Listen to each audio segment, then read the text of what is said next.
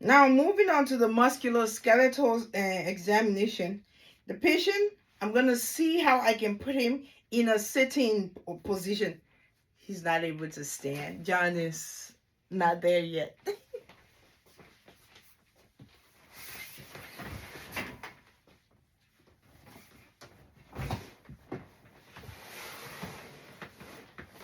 Ah, he's quite heavy, but we'll make it work.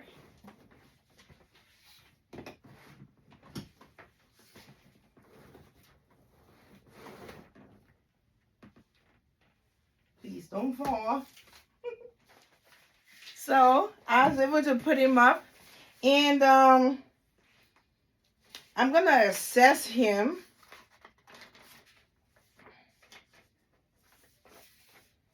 for range of motion, joint swelling, muscle strength, and symmetry.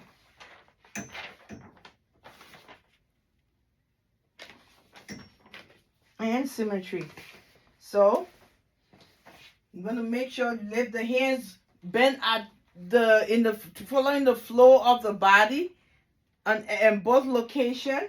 His knees, bending them because he's not gonna be incorporated right now. He's a mannequin, but yes, make sure that his joints are not stiff. Check for swelling and check out for how strong his muscle is, and also check for yeah, basically that's it. So now we go to the neurological examination. You assess his mental status, his cranial nerves, his motor function, sensory function, his reflexes using the reflex hammer, his coordination, his gait and balance when he stands up and moves. I assess the deep tension reflex using the hammer here. This is what we're going to use to do that. And then and evaluate his coordination and gait to assess neurological functions. Now his skin examination. We're going to assess his skin for his color. Look for temperature, either with the back of your hands or you use a thermometer and do it the forehead. Just indicate where you took it from. And then we're going to do texture, moisture, whether it's too cold or too hot, whether he's sweating, lesions, turgor of his skin, whether it's taut or whether it's sagging. We will be able to do that. So by concluding these examinations, at the completion of this exam, I ensure the patient is comfortable and provide the patient with an opportunity to ask questions and thank them for their participation. And now so we keep on going.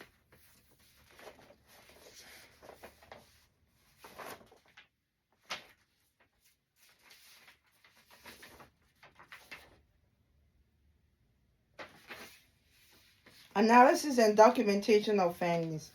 After completing the exam, findings should be documented in the patient's clinical record using a systematic format, often SOAP format.